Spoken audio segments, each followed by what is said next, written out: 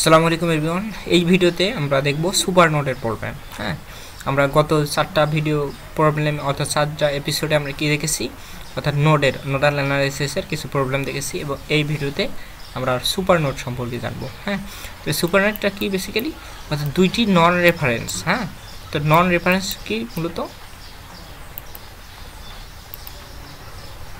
Non reference অর্থাৎ non reference বলতে কি, আমরা এই যে একটু আগের কোশ্চেনটা যদি চলে যাই, অর্থাৎ আমরা একটা রেফারেন্স নোট ধরি নেই, এটাকে রেফারেন্স নোট। আর রেফারেন্স নোট বাদে যে নোটগুলো আছে, যে V2 V1 বা এই নোটগুলো থাকে না, এগুলোকে আমরা কী বলবো, নন রেফারেন্স নোট। অর্থাৎ দুইটি নন রেফারেন্স, এটা কী হবে, দুইটি অর্থাৎ দুইটি নন রেফারেন্স নোডের মধ্যে যদি কি থাকে, নোডের মধ্যে একটা যদি কি থাকে, ভোল্টেজ সোর্স থাকে একটি। হ্যাঁ, একটি যদি কি থাকে, ভোল্টেজ সোর্স থাকে।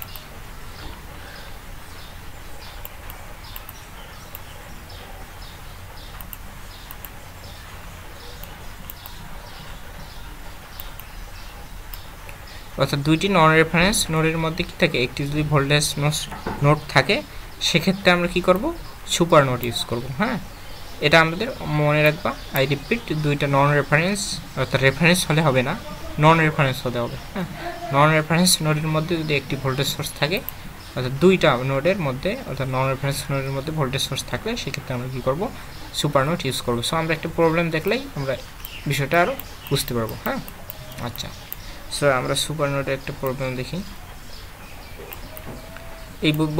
এই প্রবলেমগুলো মূলত আমাদের আলেকজান্ডার সাদিকুর এই বই থেকে কালেক্ট করা। তো তোমরা চাইলে এই বইটা একটু রেফারেন্স হিসেবে দেখতে পারো।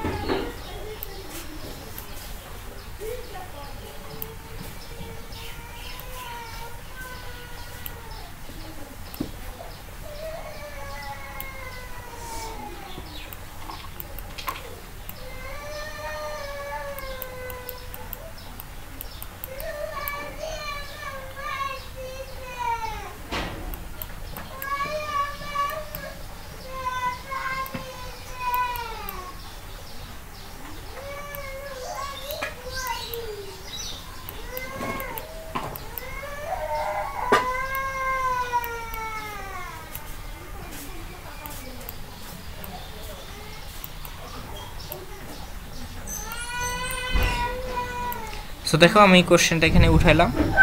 এটা ছিল আমাদের একটা কোশ্চেন এবং এখানে একটা পয়েন্ট দেওয়া আছে, এই নোডের মানটা V1 এবং এই নোডটা V2 ডিটারমিন করা দেওয়া আছে। হ্যাঁ, যদি ডিটারমিন করে দেওয়া না থাকে তাহলে আমরা ধরে নেব, যে কোনো ইচ্ছা মতো আমাদের নোটগুলো ধরে নেব।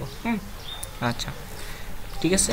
আচ্ছা, তাহলে দেখো আমাদের এখানে সুপার নোট বলেছিলাম না, অর্থাৎ দুইটি নন রেফারেন্স। দেখো এখানে একটা নোট দেওয়া আছে V1, এটা কিন্তু রেফারেন্স নোট না। অর্থাৎ রেফারেন্স নোট মূলত কোনটা, অর্থাৎ যেটা গ্রাউন্ডের সাথে থাকে। হ্যাঁ, এটাকে 0 ভোল্ট ধরে নিই। অর্থাৎ দেখো এখানে দুইটা নন রেফারেন্স নোট V1 এবং V2, এই দুইটার মধ্যে দেখো একটা ভোল্টেজ সোর্স আছে। দেখছো, যেহেতু ভোল্টেজ সোর্স আছে দুইটি নন রেফারেন্স নোডের মধ্যে, সেক্ষেত্রে এই সার্কিটের ক্ষেত্রে আমরা সুপার নোড ইউজ করব। ঠিক আছে, তো সুপার নোড ইউজ করার ক্ষেত্রে আহামরি কোনো বিষয় না, ওই নোডাল অ্যানালাইসিসের মতোই। জাস্ট আমাদের কি করতে হবে, এখানে যে সুপার নোডটা আছে না, এই সুপার নোডে আমরা কি করব, জাস্ট একটা কি করব, KVL ইউজ করব। এই বিষয়টা মনে রাখবো। তো ফার্স্ট নম্বর আমার কথাটা কি, অর্থাৎ যে আমাদের সুপার নোড ছিল, এই সুপার নোডে আমরা কি করব,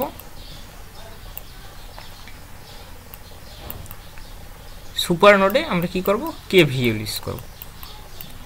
সুপার নোডে KVL ইউজ করব। আর বাকি যে নোডগুলো আছে, বাকি নোডগুলোতে আমরা কি করব, বাকি যে নোডগুলো আছে এই নোডগুলোতে আগের মতো, যে নোডাল অ্যানালাইসিসের মতো KCL ইউজ করব।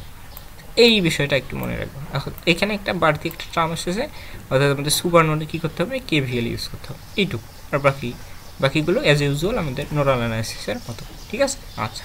সো দেখো আমাদের এখানে যে সুপার নোড আছে না, এখানে V1 এবং V2 নোডের মধ্যে যে দুটা ভোল্টেজ সোর্স আছে, এই ভোল্টেজ সোর্সের মধ্যে আমরা কী করবো, একটা KVL ইউজ করবো। অর্থাৎ KVL ইউজ করার ক্ষেত্রে আমাদের দেখো, আমাদের আরেকটা সহজ নিয়ম আছে, অর্থাৎ আমরা কী করবো, পজিটিভের ভোল্টেজ থেকে, হ্যাঁ, এই যেখানে পজিটিভের ভোল্টেজ থেকে নেগেটিভের ভোল্টেজটা বিয়োগ করে মানটা লিখে দেবো। আচ্ছা, সো আমরা এই ম্যাথটা যদি সলভ করি, সো দেখো এটাকে এই দিকে একটু লিখি, তাহলে হয়তো বা আমাদের বিষয়টা ইজি হবে। হ্যাঁ, এইখানে দেখো, অর্থাৎ আমরা কী করবো, এই সুপার নোডে, হ্যাঁ, সুপার নোডে আমরা কী করবো, KVL ইউজ করবো। সো আমরা যদি KVL ইউজ করি এই সুপার নোডে এখানে লিখে দিবা। জাস্ট আমি তোমাদের একটু ধারণা দিচ্ছি, তোমরা সুন্দর করে নোট করে নিবা। তাহলে সুপার নোডে আমরা KVL যদি ইউজ করি তাহলে পজিটিভের ভোল্টেজ থেকে, পজিটিভের ভোল্টেজটা কি V2 না, V2 থেকে আমরা কি করব V1টা বিয়োগ দিয়ে দেব। তারপর এই ভোল্টেজটা কত দেওয়া ছিল 3 ভোল্ট, এটা লিখে দেব। ঠিক আছে, সো এই ইকুয়েশনটাকে আমরা 1 নম্বর একটা ইকুয়েশন দিই, 1 নম্বর ইকুয়েশন। আচ্ছা, সো আমাদের সুপার নোডে KVL ইউজ করা হয়ে গেল। আমরা এখন বাকি নোডগুলোতে আমরা কি করব, তারপর কি করব, সুপার নোডে আমরা কি করার পর KVL ইউজ করার পর এই সুপার নোডটাকে বাদ দিয়ে দেব।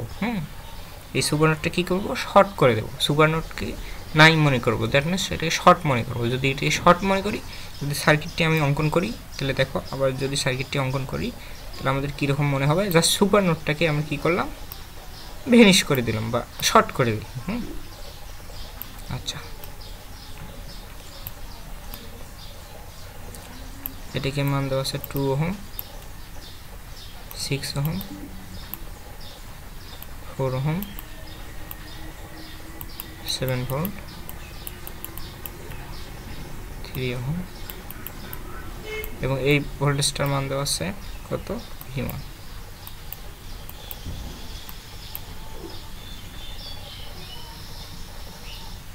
আচ্ছা, আমরা এই পয়েন্টটাকে, এখানে আমাদের একটা কি ছিল, সুপার নোড ছিল না, দুইটা নোডের মধ্যে একটা ভোল্টেজ সোর্স ছিল। এই ভোল্টেজ সোর্স থেকে আমরা কি করব, শর্ট করে দেব। আমরা KVL ইউজ করার পর কি করব, যেহেতু এই ভোল্টেজটা V1, তাহলে এই ভোল্টেজটাও কি হবে V1, এবং এই পয়েন্টটাকে একটা ভোল্টেজ ধরে নিলাম V2।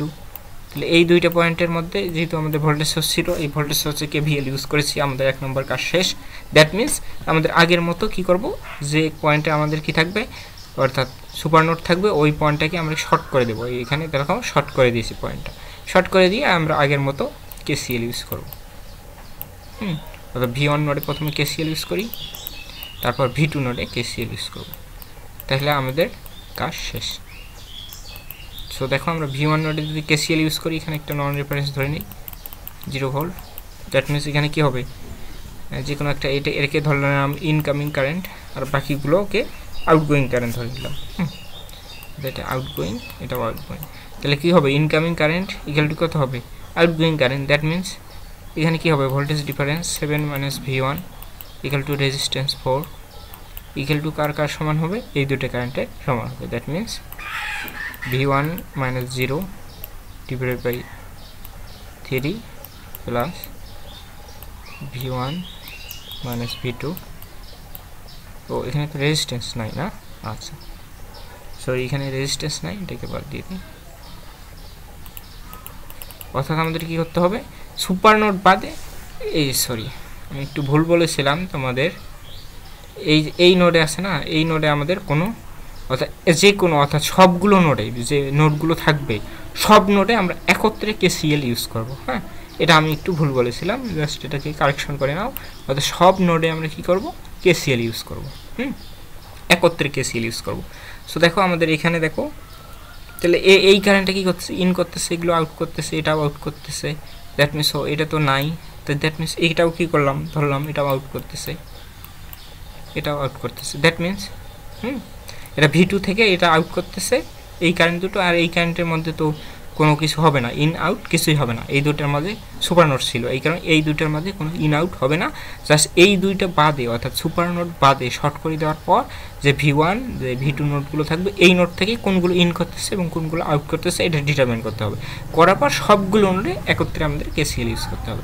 সো দেখো এখানে ইন করতেছে এইটা, আর বাকি সবগুলো দেখো আউট করতেছে। দ্যাট মিনস বাকি সবগুলো একত্রে লাগবে। দ্যাট মিনস এটা কি হবে, V2, এখানে দেখো এই যে V2 আছে, V2 minus reference node 2, sorry reference node 0/2 plus এখানে আছে V2/6, সরি V2 - 0/6।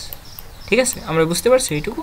যদি বুঝতে অসুবিধা হয় অবশ্যই কমেন্ট করবো। হ্যাঁ, আর ভিডিওগুলো একটু বুঝতে অসুবিধা হলে পজ করে দেখবা, তাহলে আরও বিষয়টা ক্লিয়ার হয়ে যাবে। সো এইটুকু আমাদের ছিল। সরি, আমরা যদি এটাকে আউটগোয়িং না ধরে, এটাকে ইনকামিং না ধরে, আমরা যদি আউটগোয়িং ধরি, হ্যাঁ, তাহলে বিষয়টা আমাদের ইজি হয়ে যাবে। সো এটাকে ইনকামিং ধরলে আমাদের ঝামেলা হতে পারে, এটা আউটগোয়িংয়ে ধরি, হ্যাঁ, সবগুলো আউট করতেছে, ধরলাম V1 V2 নোড থেকে সবগুলো আউট করতেছে, হ্যাঁ, তাহলে আরও বিষয়টা আমাদের ক্লিয়ার হয়ে যাবে। ঠিক আছে, আচ্ছা, তাহলে এইদিকে একটা 0 দেওয়া লাগবে, এটা আমাদের বিষয়টা অনেক ইজি হয়ে যাবে। দেখো, অর্থাৎ V1 V2 থেকে সবগুলো ধরলাম আউট হইতেছে, তাহলে আউটগোয়িং কারেন্টের যোগ সামেশনটা কী হবে, 0 সমান হবে।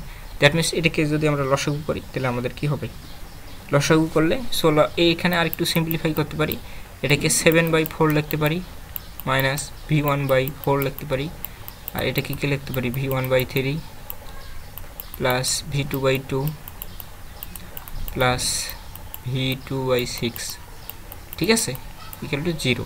দ্যাট মিনস এখানে যে এই সংখ্যাটা আছে, এই সংখ্যাটাকে আমরা কী করতে পারি, ডানে প্রেরণ করতে পারি। যদি ডানে প্রেরণ করি তাহলে আমাদের এখানে কি হবে, সো যেহেতু আমাদের এইখানে এই যে আমি একটু ভুল করেছি, এখানে সবগুলো আউটগোয়িং ধরি নাই, দ্যাট মিনস এটা যদি আউটগোয়িং হয় তাহলে V1 থেকে 7টা বিয়োগ হবে, দ্যাট মিনস V1 - 7 হবে, এটাকে -7 না, ঠিক আছে। আচ্ছা, তাহলে এটা কি হবে, V1, তাহলে এই দুটো কী হবে, এখানে মাইনাস হবে আর এখানে প্লাস হবে, ঠিক আছে। আচ্ছা, তাহলে এইটাকে ওই দিকে পার করে দিই, তাহলে এখানে কী হবে, V1 + 4 plus V1/3 plus V2/2 V2/6 equal to কত হবে, 7/4। সো এটাকে লসাগু করলে আমাদের কী হবে, মানটা পেয়ে যাব।